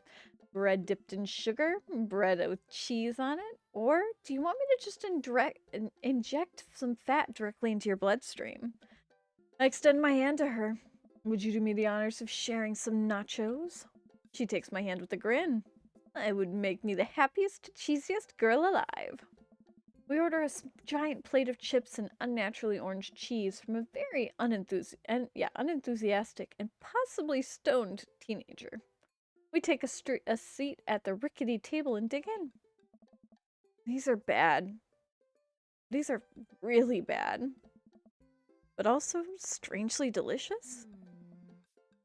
We have to eat through the pain. We enjoy the fluorescent cheesy goodness together until we're out of nachos. So, something's been bothering me for a while. Here, can you explain memes to me? Which meme? All meme? Amanda sighs deeply and places her head on her hands. Dad, it's complicated. See, memes are inside jokes shared by a bunch of people that get less funny the more people do it. So, the problem is that by the time the meme gets to you, Dad, all of us youths have already done that joke to death. And what's worse is that movies and TVs and video games will try to jump on the meme train, but it's just based on how long it takes to make them. That meme will be long dead by the time it comes out, so it just dates it and it isn't funny. Oh shit, what up? Dad, please. Anyways, changing the subject. Where to now? Want to go to that goth store? What? You know, the one that's all black and tries to establish itself as an anti-establishment, despite being the exact representation of the establishment? I don't know what store you're talking about. You know, the one where you can buy chain wallets is basically an assault on what people fought so hard against in the punk and hardcore moves of the 70s and 80s. Dude, you gotta be more specific. The one you threw up in that one time. Oh, that one! I love them so much. Amanda runs into the store with me trailing behind her. She makes a beeline for the back. This is it. You can still see the outline, kinda. I'm so... proud? Speech. Amanda. Speech. Alright, I'll do it. Stop chanting. Amanda stops immediately. I clear my throat. Thank you all for joining us here today to commemorate a historic moment that would forever shape history. On this day of the very today, 5 years ago, our very own Amanda Ann Figment had a little too much blue raspberry slushy in the outing to the mall. After begging her father to take her to the Dead Goth and Beyond to buy rainbow suspenders, she proceeded to throw up all over the display of My Chemical Romance merchandise. Her loving father then had to pay for said merchandise, which is to this day remains among our possession. Thank you. Amanda's moved. She begins clapping, slow at first, then faster and more vigorous. Several other patrons turn their head. One of them also starts clapping. I bow. Oh, hey, chain wallets. While Amanda busies herself looking at the band t-shirts, I try to find something of interesting for myself. Not much for a dad to look at in the dead goth and beyond. Me checks out the clearance deals. Clearance bin. This big cardboard box of marked down items. I'm pretty sure $4 for purple eyeliner is a good deal, I think. Wonder if I would look good with purple eyeliner. Hell yes, I would. Look, this is very important to me. I love him. Damien. I overhear a stifled argument over at the cash register. Older gentleman is carrying a garment and showing it to a bored-looking cashier with pink hair. I can see that. Don't know what to tell you. I just work here. Listen, when I bought this online, the website said the blouse was Victorian-inspired. However, when I received it, it clearly held the trademark of Edwardian dressage. Do you want a coupon? I can give you a coupon. Will you leave it if I give you a coupon? Is there a manager present? People have to know what they're buying. I am a manager. I see. Well, it would seem that I have outstayed my welcome. Good day, shopkeep. Your superiors will receive a strongly worded letter by the post. Whatever, dude. The man whirls around and storms out, his literal coattails trailing behind him. I can't tell if they're Victorian-inspired or Edwardian-inspired by nature. Amanda trots up to me with the t-shirt in hand. Oh boy, here it comes. Oh no. Hey, Dadtron 500. Yes, I'll buy it for you. Wow, that was easy, thanks. At least for only one this time. Amanda pops the shirt onto the counter and grins at the cashier. Love your hair. Cashier says nothing and rings Amanda up, radiating hatred. I hand her a 20. So what's that guy's deal? Cashier rolls her eyes hard. I'm worried that she might have pulled something. That's Damien. He's in here all the time. He's obsessed with Victorian fashion or whatever. She hands Amanda her bag and it's clear the conversation is over. We make our way out to the store and head home to get some rest. Amanda and I sit on the couch trying to find something to watch over bowls of ice cream. Oh, cool. Long haul paranormal ice cream Ghost Truckers is on. Your favorite, right? Hell yeah. They have to make it over the Canadian tundra before the ice road melts, but also they're hunting ghosts. Also, the trucks are haunted. This is an episode I've already seen, but it's one of the best. Callum and Flint Dogbone, the twin brothers truck driving and ghost hunting duo, find themselves in the greatest peril yet. Oh no, the ghost done got control of the truck. I can't steer on them here, dang our ice roads. Let me use the EVP meter and try to communicate with them spirits. Flint, we're about to die. I almost got it. You listen carefully. Oh my gosh. If you listen carefully, it sounds like you're saying you're gonna die.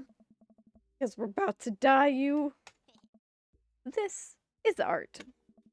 Episode ends and Amanda excuses herself to go and start arguments on the internet. I stay up a little longer, curious about the exploits of Callum and Flint Dogbone after the disastrous ice road accident. Afterwards, I crawl into bed and I get a good night's sleep. Tip 66. It's okay if you don't come out fine. At least you have health insurance. Morning, sleepyhead. 5 more minutes. You've never let me have 5 more minutes, so get up. Fine. Me, mood some days. We have cereal for breakfast and spend the morning putting together furniture. Amanda's much better at interpreting the tiny manuals. We're able to put together a few shelves and one desk, and I'm pretty sure it was supposed to be a bookcase. So, you excited for the cookout today? Excited to beef up my grilling skills. I'll see if it's a learning opportunity. If I can snake some hot grill tips, I think we can consider it a success. Don't you want to meet some people in the neighborhood? I'll probably end up standing uncomfortably in a corner with a plate and food and hope that nobody talks to me. Dad, you're a beautiful work in progress. We will get that butterfly to emerge from its cocoon. Social butterfly. Well, we better get ready. Definitely don't want to be late. What? No, we have to be fashionably late. Who shows up to a cookout on time? You know what? We're going early.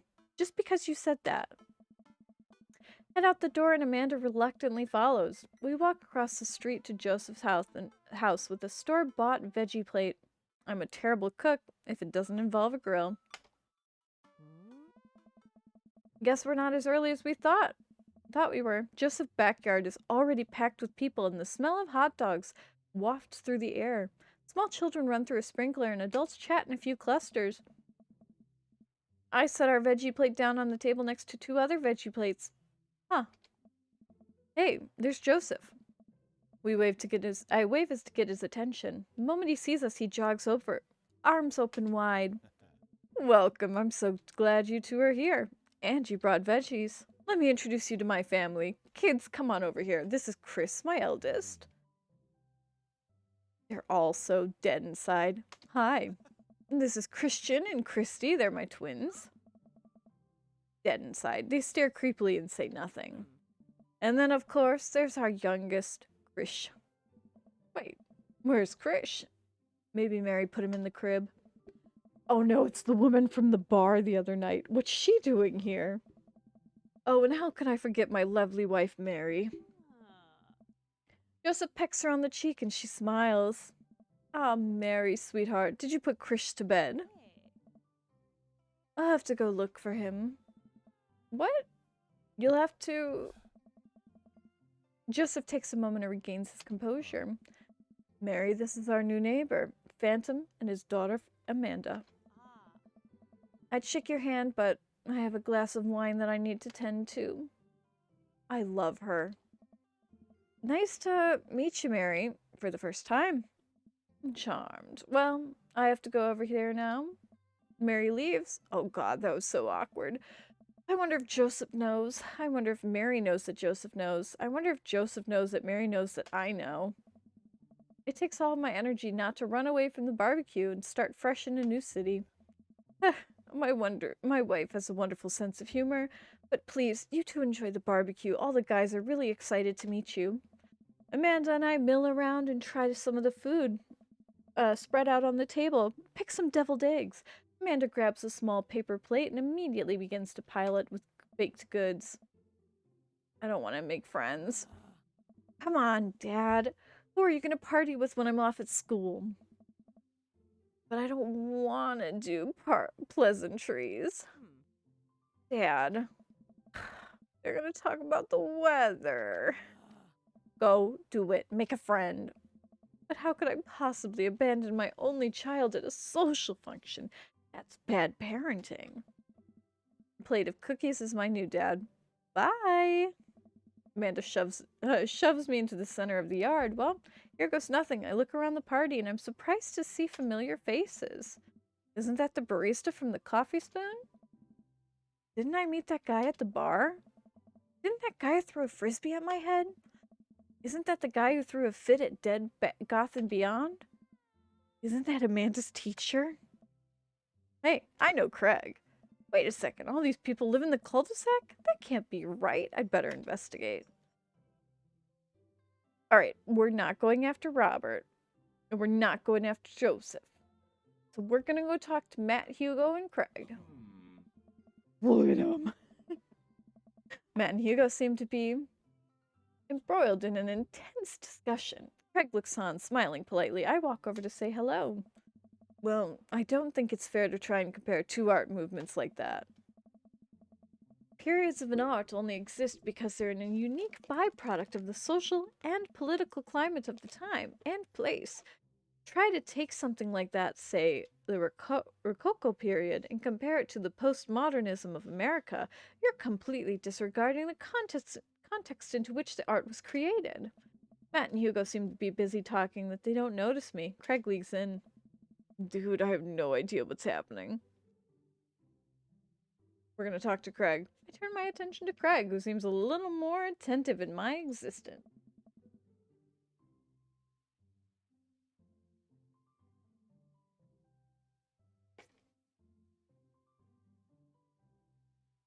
How's resistance training go the other day? Great, little River here is the greatest cheerleader, aren't you, tiny bro? Craig grabs the River's arms and waves him around. You can do it, Dad. I'm so proud of you. I'm sorry for pooping on you. She must be a handful at that age. Oh, they always are. But it's so worth it. Craig grabs River's arm again and waves him around. Also, I'm sorry for throwing up on you, Dad. How are you settling in?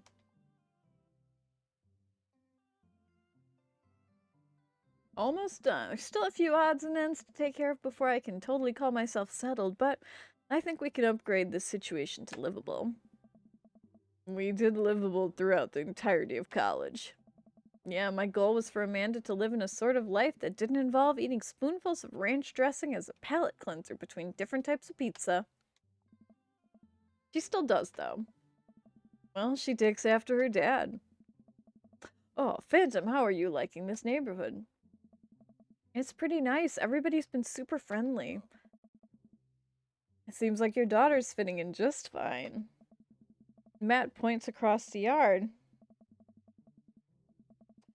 Where Amanda, Daisy, and another girl were playing. They're all sitting cross-legged in the grass, picking weeds and weaving them into little flower crowns. Pretty adorable. Girls I don't recognize jogs over to us. She's so cute. What is it, sweetheart? The flower crown. I thought you'd look cute in it. Of course he does. Well, there's only one way to find out. Matt takes the flower crown and places it on his head. Look how pretty he is. Am I cool now? The girl stares at him, thinking it over. Nope, but you're slightly less uncool than you were before putting it on. Hey, Phantom, this is my daughter. Hello. I'm Carmenista.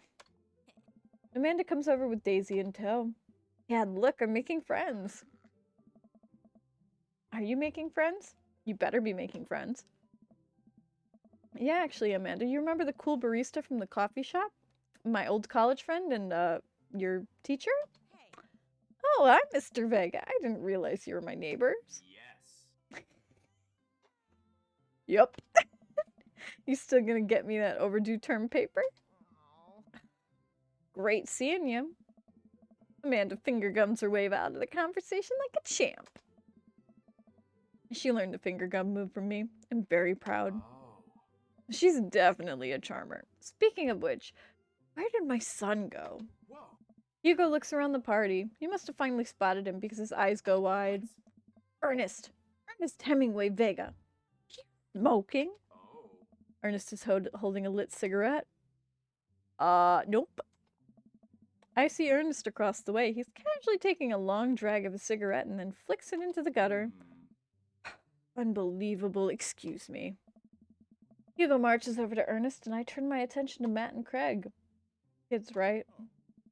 Man, I do not envy Hugo. Last barbecue we had, Ernest tried to shove a sprinkler down Joseph's pants. Sparkler, oh my gosh, nearly burned down half the yard. And the barbecue before that, he actually burned down half the yard. Then it spread down to my lawn and burned down half of my yard too. Hugo walks back over to us and practically dragging Ernest behind him. Hey everybody, sorry about that, Phantom. This is my son, Ernest. Hello. Ernest looks away, sulking, his hands shoved deep in his pockets. Hugo nudges him impatiently. Hey. Nice to meet you. Ernest, what grade are you in? Doesn't matter. Oh. Ernest. Okay, I'm in 8th grade. God, are you happy now? Sure, you were just dying to know. Yeah, good for you. Can I go now? I'm tired of talking to old dudes who blame my generation for the failing economy. Ouch. Ernest. Yeah, because I'm totally embarrassing you. Ernest puts earbuds in and storms off to stand in the corner. Well, that was certainly something. He seemed nice. Hugo puts his head in his hands and sighs. I'm sorry, he's having a rough time. Much as I want to be the cool dad, I also have to be the authoritarian dad, and he clearly resents me for it. I mean, I think as a dad and a teacher, that's about as authoritarian as you can get. Honestly, are any of us cool dads? Is it even possible to be a cool dad? What? I'm cool as a cucumber. See? That right there. You can't say that. My kids think I'm cool. But for how long, Craig? How long do we get to be the cool dads? I, don't know. I think we just have to accept the fact that as dads, we've become the machines we once raged against and accepted our fates to unironically wear socks with sandals. Your kids may think you're cool now, but the moment they hit puberty, we're doomed. Amanda's 18. She still thinks I'm cool. I yell across the yard to my daughter, Amanda, I'm cool, right? Amanda just laughs. She keeps laughing. I see your point. As much as I want, as much as we all want it, I don't think it's possible to be cool dads as it is to be a good dad. We can't all be best friends with our kids. It just doesn't work. I mean, look at me and Ernest. Our job as parents is to make sure our kids turn out okay. Yeah, you're right, but it'd be nice to have it both ways. Hearing these guys talk about this makes me think of the relationship with Amanda. We get along well, but there might be some time that it comes to that it's like it won't be like this. College when that happens? Oh, don't let us eat your time, Phantom. Go meet some of the other people around the neighborhood. We're gonna go see Robert and Brian. I love these men. Glance across the yard, notice Robert and Brian chatting over drinks. Man, I don't want to deal with being one-upped by Brian or whatever happened with Robert last night. Oh no, they caught me staring. Oh no, Brian's waving me over. Shoot. Flash a smile and walk over to them. Hey, guys. Phantom, how the heck are you? Settled into the neighborhood all right? Oh, you betcha. Got the living room in order, at least. Oh, that's great to hear. I've been doing some living room work as well. Finally got that 50-inch in there. Game looks great in high def. Oh, boy. Phantom, have you met Robert yet? Yeah, we met. Robert regards me over his whiskey. Good seeing you again. We were talking about how my most recent camping trip spent a night out in the woods with Daisy and Maxwell. She's definitely an outdoorsy one. Even caught her first fish. It's good to see you taking your daughter out like that. I bet she loved it. Great that she loves the outdoors. Mine loves being inside. Brian raises an eyebrow at me. Being inside, making art. She's won a local competition for that art. Yep. Did I put that on too strongly? Robert stares at me blankly for a second. Anyways, I haven't gone camping in years. Not since the last time. Same here. Well, things change when you have a kid. Wait, what happened last time? Robert takes a long sip of whiskey. Well, old Johnny Boy and me were out in the back country. Johnny Boy's a strong kid. Met him in army days. Came from Kansas. They build him tougher out there. Anyways, things go south pretty quickly. Johnny Boy breaks his ankle when the rope bridge snaps. You could see the bone popping out through the skin. Johnny Boy's screaming now, crying for his mama. Losing blood. We're 2 days out from the next living soul, and here I am with my dear friend bleeding out in front of me.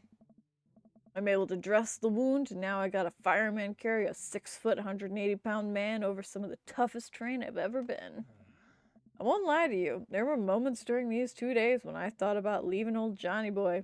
But you build a bond with your brother in arms. That bond never breaks.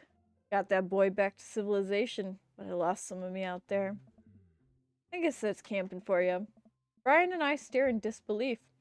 Robert takes another long sip of whiskey. I'm just kidding. My friend Johnny and I went to Inner Tube and down the river, and he lost a flip-flop. I miss that kid. Brian and I laughed nervously.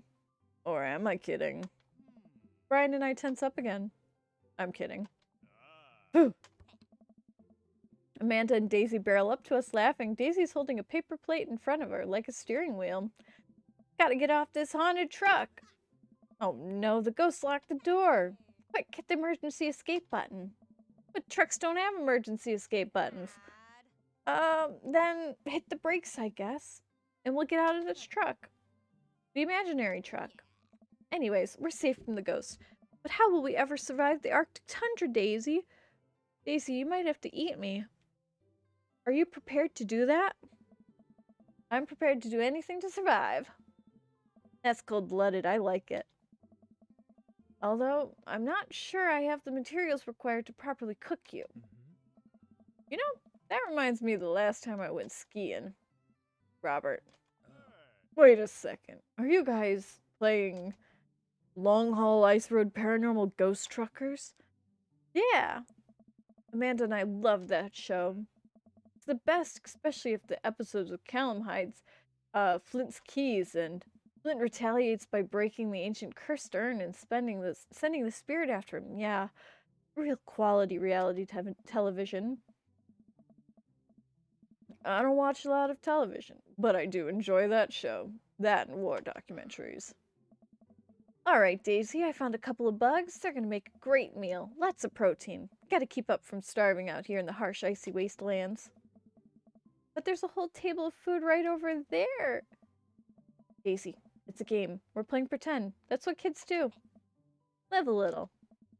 Amanda gives Daisy a handful of gummy worms from the snack table. They eat them with mock disgust. Let's go find some kindling for fire. Okay. But not an actual fire. Because we're playing pretend. Now you're getting it. Daisy and Amanda run off. What a cute couple of kids. Man, I've never seen her get along with anyone so quickly. I'm guessing Amanda just sort of has that way with kids. That's kind of amazing. Daisy doesn't really get along with kids her age. Man, it's nice he's not trying to one-up me this time. Maybe we can have a regular friendship after all. Really? She just kind of keeps to herself. Her teachers say she spends every recess in the library. I think the other kids are intimidated by her intelligence. There it is. I wouldn't worry about it too much. Amanda was shy at Daisy's age too. She used to have a habit of crawling under tables and crying every time we took her to a restaurant. She bit people too. Kid's right. Gotta love 'em. You're required to by law. I hear that. Well, since they're getting along so well, maybe we should try to put together a play date for them. They do seem to get along really well.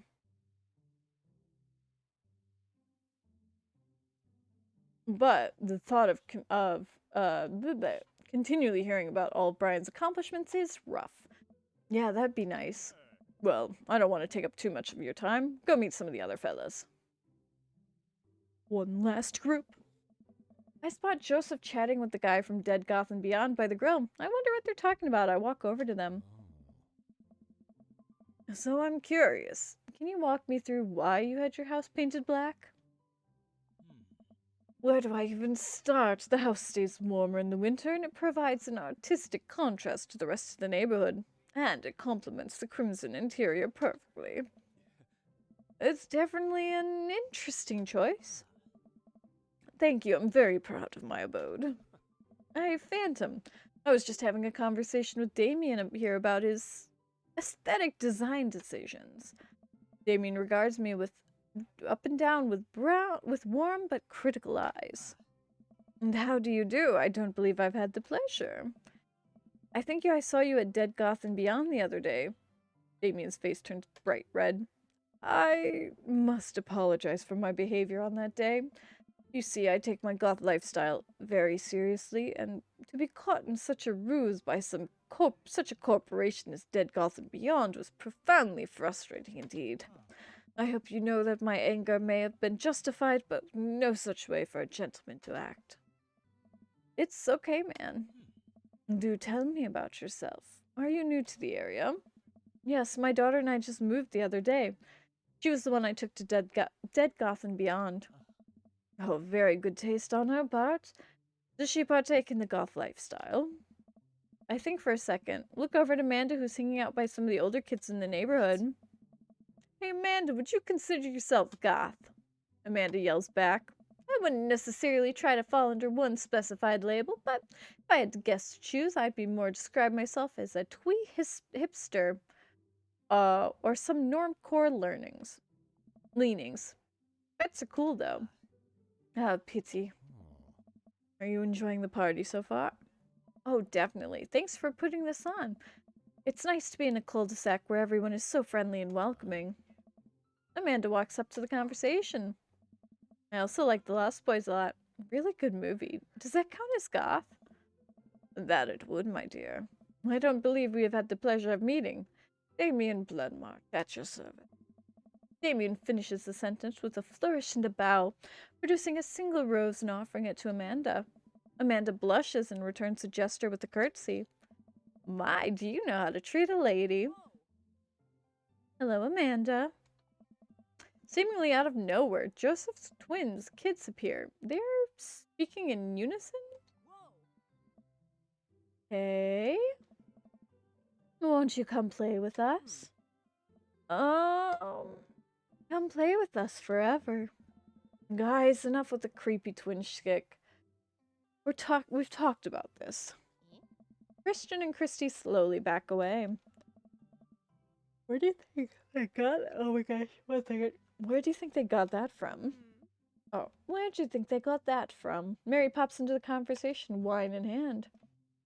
I don't know. Mary takes a long sip of wine. I think I might have taped over VeggieTales VHS with The Shining. Who knows? She takes another sip of her wine. Where's Krish? Wasn't he with you? You had him a moment ago. He's probably stuffing dirt in his mouth. He'll be all right. Toddlers are pretty resilient. Mary tips her glass to me. Ain't my first time to this rodeo. And it's my fourth. I had squeezed 4 little. Sweetheart, would you do me a favor and please find Krish? That would be great. I'm sure he's fine. Mary. Okay, jeez. Mary finishes her wine and wanders off. Dad, can we go now? Ah, Lucian, have I introduced you to Phantom yet? Hey, it's that punk from Amanda's school. I remember you. Whatever. That's no way for a young man to speak to his elders. Be polite. Lucian bows.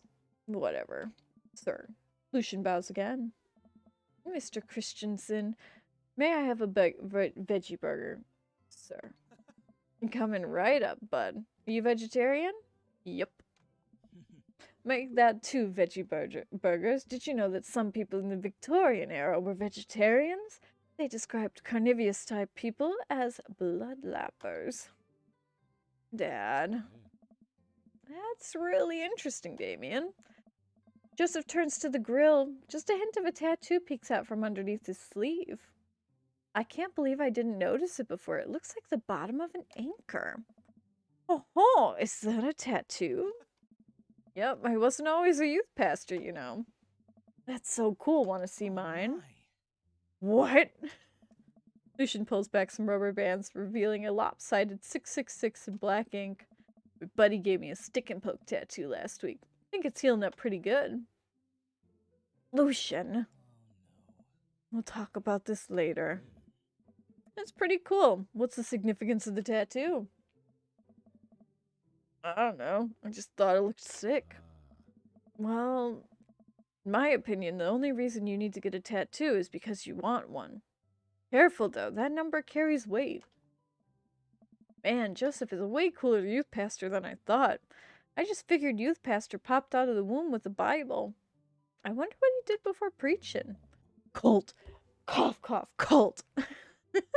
Without further ado, let's work some magic.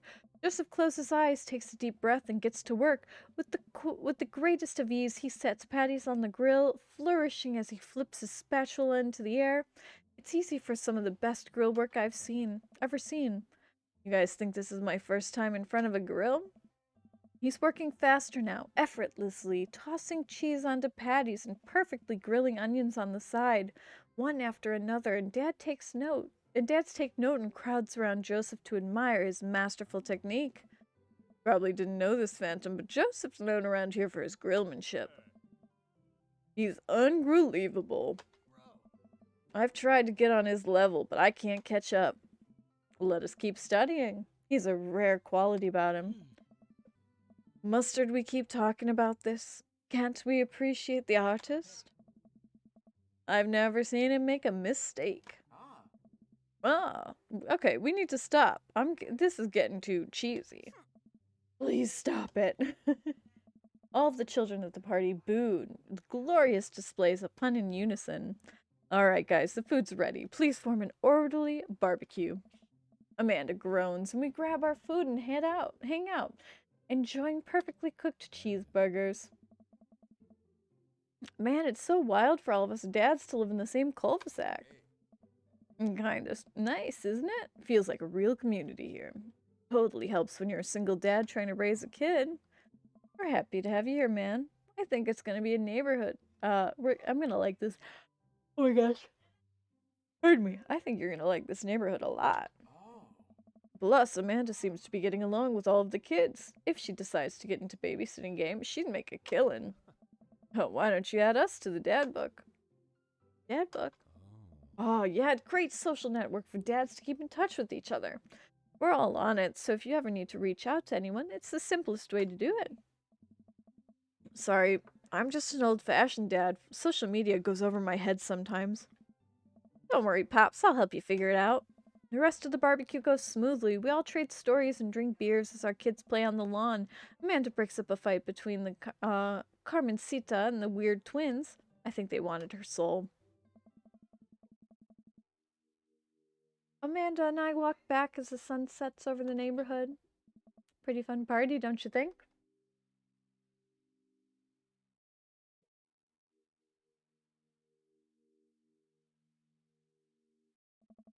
You and Daisy seem like you're having fun. Having a way better time than I was. Because we were. Well, hey, at least you met some other cool dads. You should hit them up on Dad Book. Maybe I will, if I ever figure out how social media works. I have a good feeling about this place. Me too, Dad. Yeah, tip 48, eat plenty of carbs. And something.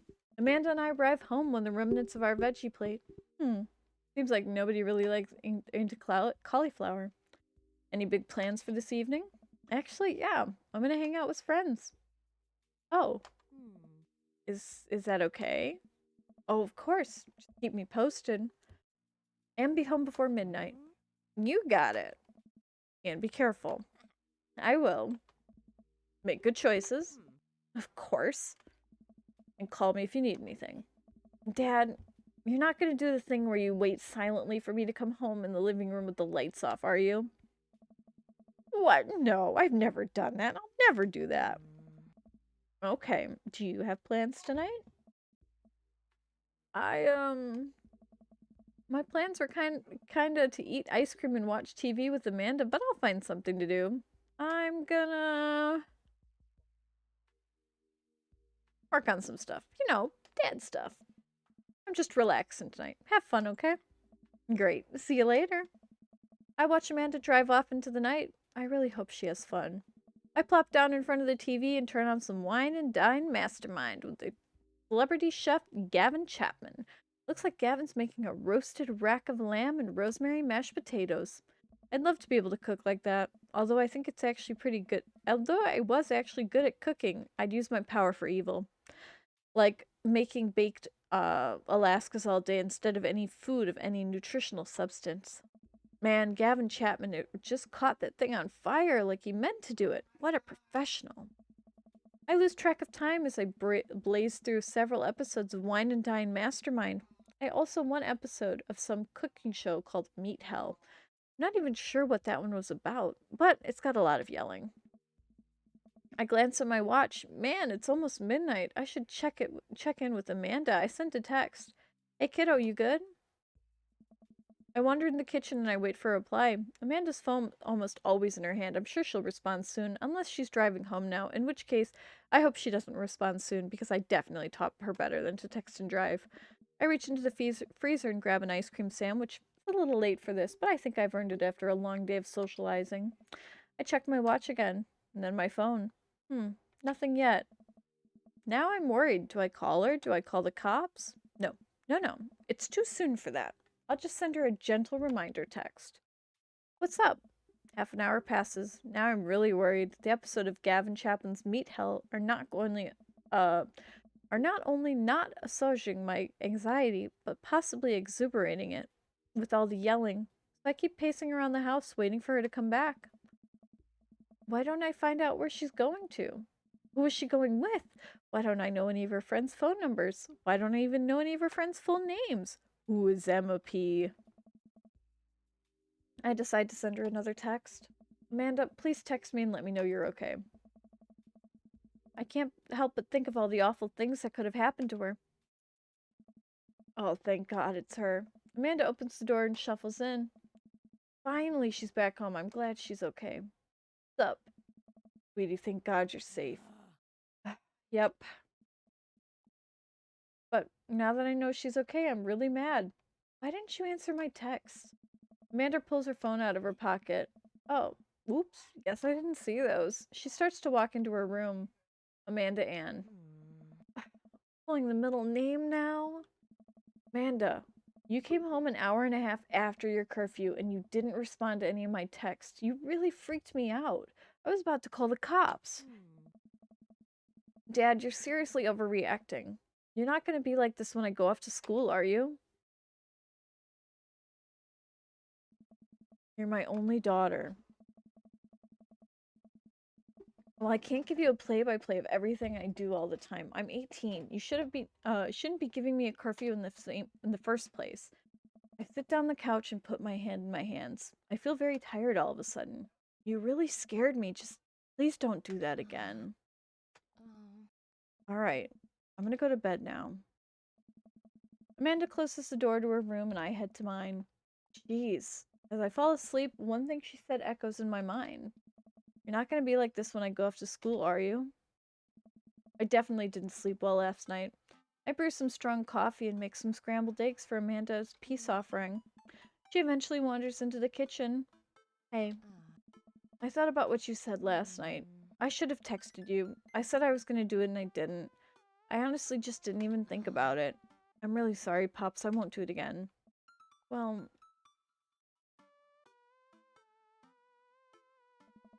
you're an adult now. I shouldn't have gotten so worked up. Team Figment. Team Figment. Amanda gives me a hug. Want some eggs? You know it. Sprinkle some cheese on them. Already did. Bless you. Amanda scarfs down the eggs and the time it takes me to wash the pan. Alright, I'm off to school. Smell you later. Wait, one more thing before you go. What? What's Dad Book? The social media platform. Wait, what? What's a social media platform? Dad, I have to go to school. Come on, Amanda. I'm an old man. I can't put together a Dad Book profile on my own. Alright, I'll help you sound interesting on the internet. Amanda spends the next couple of minutes setting me up a profile on Dad Book, which turns out is a place where dads can get together and talk about fatherhood.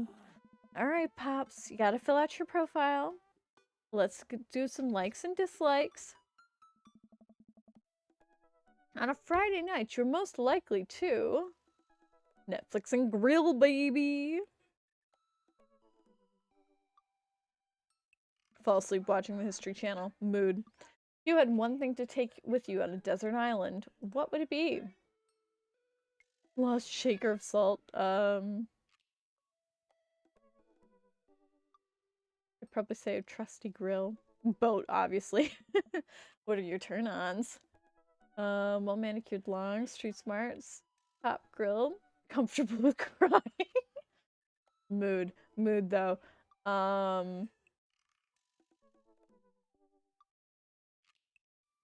We're doing dad arms. What do you want to be when you grow up? President of space. A good father. Favorite movie genre? And do you think I'm Laserdisc? Um, let's do romantic comedies. They're great. What's your ideal date? Ooh. Geocaching but getting hopelessly lost. What would you never leave home without? Sick vape. Sensible cardigan, a book of word jumbles, and a pencil. Love. Book low self-esteem.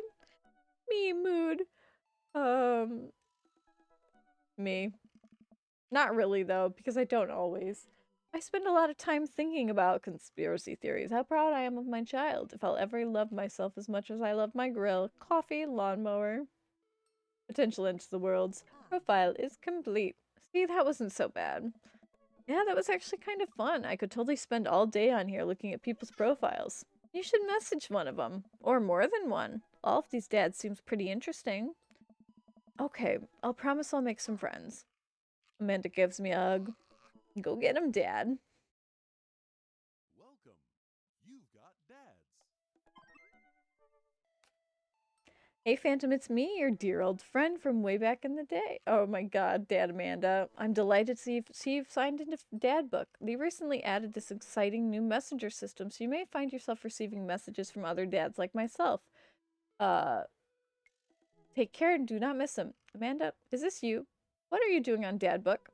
Why, Phantom, we've known each other since business school. How could you possibly confuse me for your amazing and talented but easy to buy things for daughter? Though I am, of course, flattered. You should buy Amanda more things. Amanda, you know I didn't go to business school. I barely even managed to get my degree. Wait, no. Wow. Didn't say that. You never heard that. This is gold. I was a great student, I swear. I graduated at the top of my class because I worked hard and ate all my vegetables. Totally holding on to this for later. Wait, do you even remember what I majored in? ... I declined to comment. Cool. I love. Okay, we've been going for over 2 hours. I think...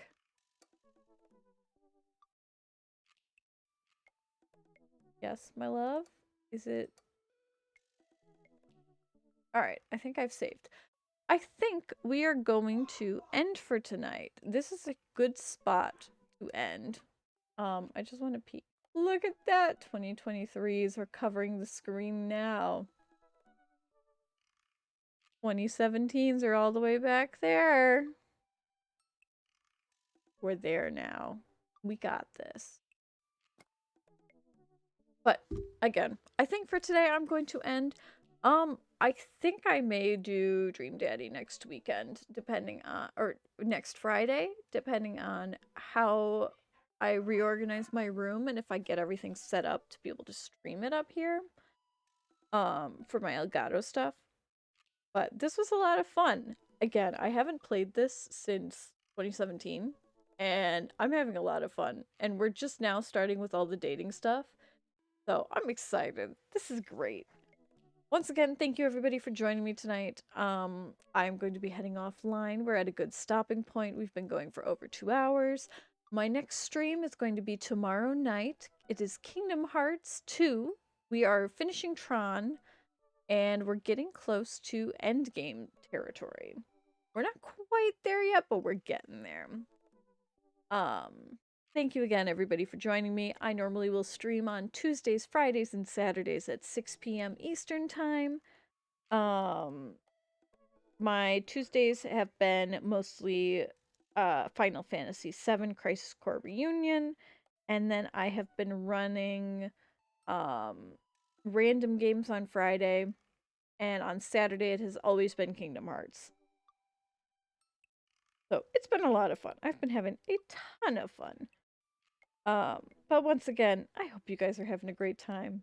I hope you're having a great evening, and I will see all of you next time. We are going to throw a raid over to my friend Bo Plays TV because they are streaming some Back for Blood. Pardon me. Oh my gosh, a sneeze. But again, thank you everybody for joining me. I hope you have a wonderful evening, and I will see all of you next time. Bye, everyone. Oh, maybe I spelled that wrong. Who plays TV? There we go. It just didn't want to go. But again, thank you for joining me. Have a great evening, everybody.